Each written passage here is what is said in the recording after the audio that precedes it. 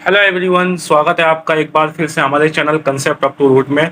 आज हम जो है क्लास 12 का चैप्टर है जिसका नाम है प्राथमिक क्रियाएं, उसके कुछ मोस्ट इम्पोर्टेंट क्वेश्चंस आज की इस वीडियो में हम डिस्कस करने वाले हैं।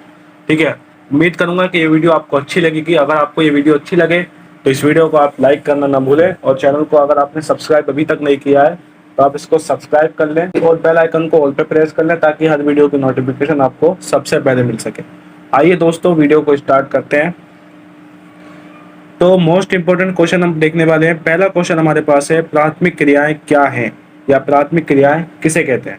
तो इसका आंसर है हमारे पास, जो प्रत्यक्ष रूप से पर्यावरण पर निर्भर होकर की जाती है। यानी प्राथमिक क्रियाएं ऐसी क्रियाएं होती हैं जो प्रत्यक्ष रूप से पर्यावरण पर निर्भर रहकर की जाती है, यानी बिना पर्यावरण के ये क्रियाएं नहीं हो सकती। जैसे आखेट, आखेट कहते हैं शिकार को। ठीक है, भोजन संग्रह यानी भोजन को इकट्ठा करना। अब आप खुद बताइए, क्या हम भोजन संग्रह बिना पर्यावरण के कर सकते हैं? भाई हमें पर्यावरण में प्रवेश करना पड़ेगा, पर्यावरण में एंटर करना पड़ेगा। मत्स्य पालन यानी मछली पालन, ठीक है, हमें समुद्र में घुसना पड़ेगा तभी हम मत्स्य पालन कर सकते हैं। कृषि, हमें जमीन में घुसना पड़ेगा तभी हम कृषि कर सकते हैं।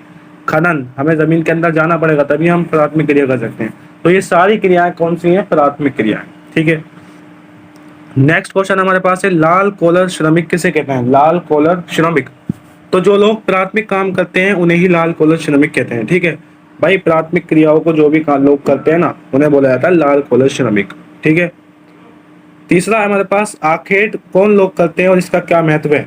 बहुत ही इजी क्वेश्चन है और बहुत ही आसान और बहुत ही इंपॉर्टेंट क्वेश्चन है कि आखेट कौन लोग करते हैं और इसका क्या महत्व है। देखिए, आदिमकालीन समाज के लोग ये क्रिया करते हैं। ठीक है भाई, यानी जो आदिमकालीन समाज से बिलोंग करते हैं वो ये लोग जो है ये काम करते हैं, यानी आखेट करते हैं, यानी शिकार करते हैं जानवरों का।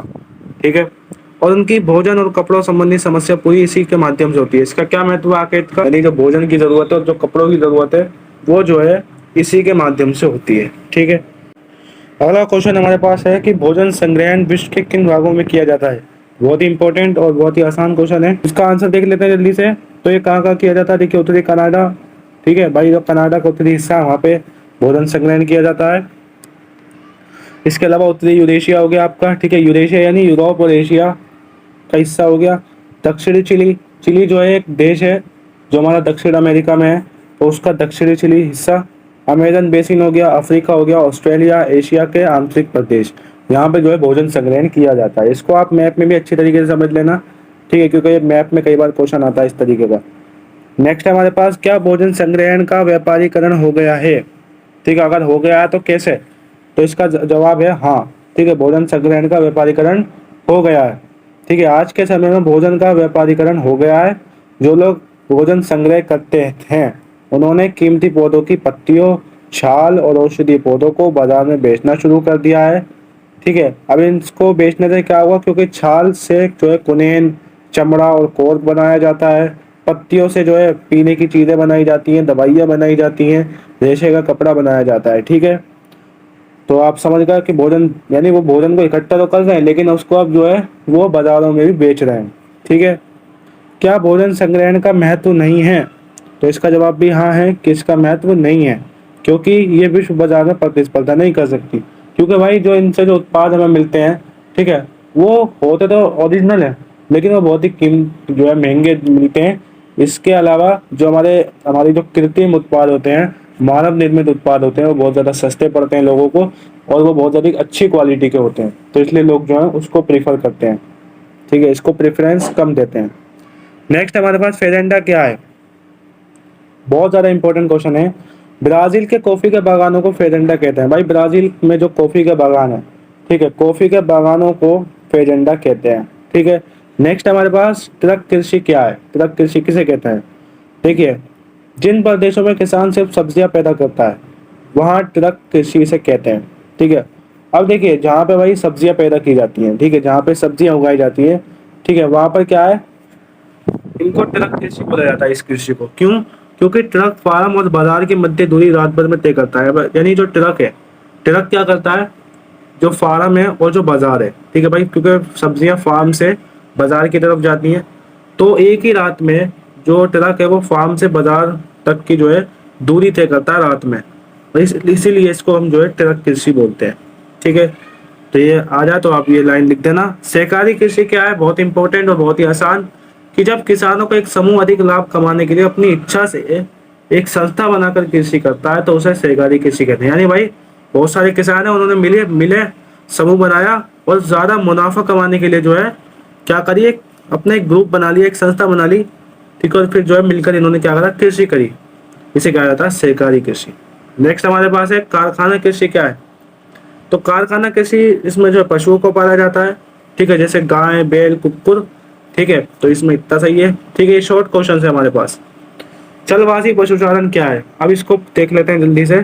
चलवासी पशुचारण क्या है, अब ये थोड़ा लॉन्ग क्वेश्चन हमारे पास आ गया। तो भाई ये जो है प्राचीन जीवन निर्वाह व्यवसाय रहा है, यानी ये भाई बहुत ही पुराने समय का एक तरीके का जीने का एक साधन था लोगों का, ठीक है। इसमें क्या था, पशुचारक जो थे यानी जो पशुओं को चराते थे, वो भोजन के लिए, कपड़े के लिए और रहने के लिए जो है किस पर निर्भर रहते थे, पशुओं पर निर्भर रहते थे। भाई पशुओं से ही उन्हें भोजन मिलता था, पशुओं से ही कपड़े मिलते थे, पशुओं से ही वो सामान लेके जो है रहने का इंतजाम करते थे, ठीक है।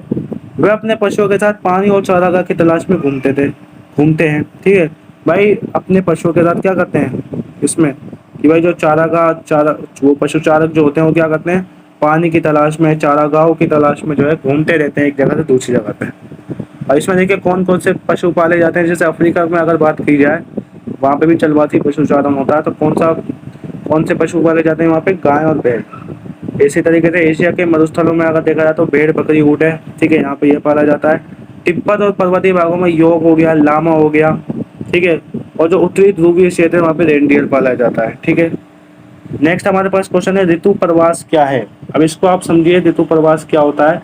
देखिए होता क्या है, जो चारागाह, जो पशुचारक होते हैं, पशुचारक क्या करते हैं, चारागाहों की खोज में जो है एक स्थान से दूसरे स्थान पर जाते हैं, ठीक है। वो क्या करते हैं, कभी समतल भागों से पर्वतीय भागों में और कभी पर्वतीय भागों से जो है समतल भागों में आते हैं। देखिए गर्मियों में मैदानी भाग से पर्वतीय चारागाह की ओर और सर्दियों में पर्वतीय भाग से मैदानी चारागाह की ओर पशुचारक जो है प्रवास करते हैं, और इनके इस गतिविधि को हम क्या बोलते हैं, ऋतु प्रवास, ठीक है।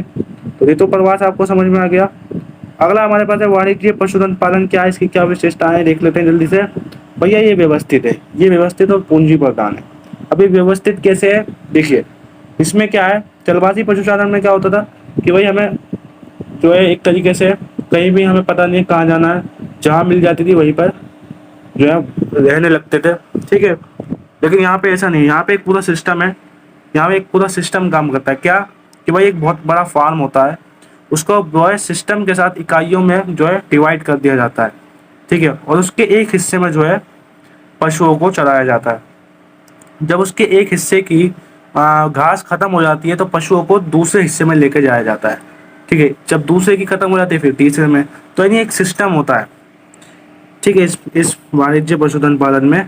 और इसमें क्या होता है कि भाई इन कौन कौन से पशु पाले जाते हैं, देखिए भेड़ हो गई, बकरी हो गई, गाय बैल घोड़ा, ठीक है, नॉर्मल से पशु हैं यहाँ पे। अब देखिए क्योंकि ये वाणिज्य पशुधन पालन है, इसमें जो है पैसा कमाना उद्देश्य होता है। क्या होता है, पैसा कमाना। तो इन पशुओं से जो भी मांस इन्हें मिलता है, खाले मिलती है, ऊन मिलता है, और जो भी सामान मिलता है जिससे पैसा मिल सके, उनको ये निकालते हैं जानवरों से और जो है विश्व के बाजारों में बेच देते हैं। अब ये कहाँ किया जाता है, देखिए न्यूजीलैंड, अर्जेंटीना, यूएसए, उरुग्वे, यहाँ पे ये किया जाता है, ठीक है। अगला क्वेश्चन हमारे पास एक है, वो है हमारे पास रोपण कृषि क्या है, ठीक है। अब रोपण कृषि में देख लो, कृषि, इसमें कृषि क्षेत्र का आकार बड़ा होता है, ठीक है। भाई जो आपके एनसीईआरटी में दे रखा वही मैं आपको बता रहा हूँ कि इसमें कृषि क्षेत्र का आकार कैसा होता है, बड़ा होता है, ठीक है। यहाँ पे अधिक पूंजी की आवश्यकता होती है, निवेश की आवश्यकता होती है, ठीक है। और हाई टेक्नोलॉजी का इस्तेमाल इसमें किया जाता है इस कृषि में, और इसमें एक ही फसल पर ध्यान दिया जाता है, ये भी आप सुन लो। अगला क्वेश्चन हमारे पास है विस्तृत वाणिज्य अनाज कृषि क्या है, बहुत ही आसान है, ठीक है। देखिए विस्तृत वाणिज्य अनाज कृषि की जो मुख्य फसल है वो है गेहूं, ठीक है। भाई अनाज से ही पता लग रहा है कि मुख्य फसल क्या होगी, गेहूं होगी, ठीक है। इसमें खेतों का आकार बड़ा होता है, भाई विस्तृत यानी बड़ा, तो खेतों का आकार इसलिए बड़ा होता है। खेती के सारे काम मशीनों से लिए जाते हैं। भाई वाणिज्य का मतलब क्या है, पैसा कमाना। और पैसा कैसे कमाएंगे, जब मशीनें लगी हुई होंगी, तो भाई सारा काम मशीनों से किया जाता है। अच्छा ये कृषि कहाँ की जाती है, देख लो जल्दी से। यूरेशिया के स्टेपिज, ठीक है भाई, यूरेशिया हमारा इलाका है, उसके स्टेपिज में। उत्तरी अमेरिका है, उसका प्रेरीज इलाका है। अर्जेंटीना के पप्पाज इलाके में किया जाता है। दक्षिण अफ्रीका के वेल्डस इलाके में किया जाता है और ऑस्ट्रेलिया के डाउन्स और न्यूजीलैंड के कैंटरबरी इलाके में की जाती है ये कृषि। ठीक है, नेक्स्ट हमारे पास है मिश्रित कृषि। मिश्रित कृषि क्या है भाई? ये कृषि जो है विकसित देशों में की जाती है। ठीक है, इसमें खेतों का आकार कैसा होता है? मध्य होता है। प्रमुख फसल कौन कौन सी बोई जाती है? जैसे गेहूं, जौ, राई, मक्का और चारे की फसल। इसमें फसल और पशुपालन दोनों किया जाता है, यानी फसल भी बोई जाती है और साथ साथ पशुओं को भी पाला जाता है और उनसे जो चीज मिलती है उनको फिर बाजारों में बेचा जाता है। तो इसलिए इस वजह से इसको मिश्रित कृषि बोला जाता है, क्योंकि इसमें दो काम हो रहे हैं, एक तो फसल उगाने का काम हो रहा है और एक पशु को पाले जाने का काम हो रहा है। ठीक है, नेक्स्ट हमारे पास डेयरी कृषि क्या है? ठीक है भाई, डेयरी कृषि तो आप सभी तरीके से समझते हो कि भाई जो दूध देने वाले पशु होते हैं उनको पाला जाता है और उनसे जो दूध होता है, ठीक है, उनको जो है बाजारों में बेचा जाता है, इसको बोला जाता है डेयरी कृषि। ठीक है, तो इसमें जो है पूंजी और श्रम की बहुत ज़्यादा आवश्यकता होती है। ठीक है, और ये काम जो है नगरीय और औद्योगिक केंद्रों के नज़दीक किया जाता है। भाई ये काम कहाँ किया जाएगा? नगरीय और औद्योगिक, यानी कि बाजारों के नज़दीक किया जाएगा। अब बाजारों के नज़दीक क्यों किया जाएगा? क्योंकि जो दूध होता है ना बहुत जल्दी खराब हो जाता है, इसलिए जितना ज़्यादा करीब होगा बाजार से उतना ही जल्दी जो है जो दूध होगा, जो दूध से बने प्रोडक्ट होंगे वो जल्दी से जल्दी बाजार में पहुंच जाएंगे। ठीक है, अब ये कहाँ की जाती है डेयरी कृषि? जैसे उत्तर पश्चिमी यूरोप, यानी यूरोप का पश्चिमी इलाका, कनाडा में की जाती है, न्यूजीलैंड में की जाती है, ऑस्ट्रेलिया और तस्मानिया में भी ये की जाती है। भूमध्य सागरीय कृषि, अब ये भूमध्य सागरीय कृषि, जो भूमध्य सागर है ना हमारा, उसके जो आसपास के देश हैं उन्हीं में या उनके आसपास के जो क्षेत्र हैं वहीं पे की जाती है। जैसे कहाँ की जाती है? देखिए दक्षिणी यूरोप में ये की जाती है। ट्यूनीशिया, देखिए हमारा वहीं पर ही है, भूमध्य सागरीय सागर की तरफ है, ट्यूनीशिया से अटलांटिक तट तक।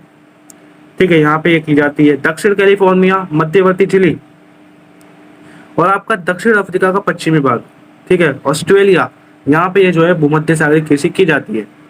खट्टे फलों की प्रमुख रूप से यहाँ पे खेती की जाती है। भाई भूमध्य सागरीय कृषि में खट्टे फलों की प्रमुख रूप से खेती की जाती है। ठीक है, अंगूर की कृषि भी की जाती है और अंगूरों से मदिरा एक फल होता है उसका उत्पादन किया जाता है और जो लो क्वालिटी के अंगूर होते हैं उनसे किशमिश बनाई जाती है। ठीक है, बाजार के लिए सब्जी खेती हो तो ध्यान कृषि, मुझे समझ लो जल्दी से। देखिए इसमें क्या होता है, सब्जियां उगाई जाती है, फल उगाए जाते हैं, फूल उगाए जाते हैं, तीन चीजें उगाई जाती हैं। ठीक है, अब भाई तीनों उगाई जाती है तो भाई मेहनत तो बहुत लगेगी, तो गहन श्रम और पूंजी की आवश्यकता होती है यहाँ पे। ठीक है, कहाँ की जाती है भाई? पश्चिमी यूरोप में की जाती है, उत्तर पूर्वी यूरोप में की जाती है और जो हमारा भूमध्य सागरीय प्रदेश है वहां पे की जाती है। ठीक है, नीदरलैंड में पुष्प उत्पादन अच्छा होता है, तो ये पॉइंट बन गया आपका। और यहाँ से ट्यूलिप पूरे यूरोप में भेजा जाता है। तो एक छोटा सा कीवर्ड मैंने आपको दे दिया, कई बार ये भी पूछा जाता है। ठीक है, नीदरलैंड में पुष्प यानी फूलों का उत्पादन, फूल बहुत ज्यादा अच्छी मात्रा में उगते हैं वहाँ पे। और यहाँ से जो है एक ट्यूलिप, ट्यूलिप जो है एक फूल का प्रकार है, वो जो ट्यूलिप है वो पूरे यूरोप में भेजा जाता है। अगला हमारा है सामूहिक कृषि। ठीक है, वैसे इसमें ज्यादा क्वेश्चन नहीं आते लेकिन फिर भी बता देता हूँ, इसमें सभी को कृषि में शामिल किया जाता है। भाई सभी को यानी मिल बांट की कृषि की जाती है। और सोवियत संघ में से कोल कहोज कहते थे, सोवियत संघ में से क्या बोला जाता था? कोल कहोज। ठीक है, इस खेती को सभी मिलकर खेती करते हैं और अपने कार्य के अनुसार हर व्यक्ति को भुगतान दिया जाता है। भाई जितना काम किया, जिसने जितना काम किया उसे उतना पैसा दे दिया जाता था। ठीक है, नेक्स्ट हमारे पास है खनन कार्य को प्रभावित करने वाले कारक। तो भाई खनन कार्य को प्रभावित करने वाले कारक है, एक है खनिज निक्षेपों का आकार। अब इसे समझ लो ध्यान से। देखिए खनिज निक्षेपों का आकार जितना ज्यादा होगा भाई, जैसे सोने का निक्षेप, अगर सोने का निक्षेप ज्यादा होगा तो भाई खनन कार्य उतना ही ज्यादा होगा। सोने के निक्षेप बहुत ज्यादा कम है तो खनन कार्य कम होंगे। मांग, भाई जिस खनिज की डिमांड होगी भाई उसी की जो है खुदाई होगी। जैसे मान लीजिए सोने की डिमांड है तो भाई जो खनन होगा कहाँ किया जाएगा? जहाँ पे सोना ज्यादा मिलता है। ठीक है, टेक्नोलॉजी ज्ञान, भाई जितनी अच्छी टेक्नोलॉजी होगी उतना अच्छा खनन कार्य किया जाएगा। मान लीजिए टेक्नोलॉजी है ही नहीं हमारे पास तो खनन कार्य भी नहीं होगा।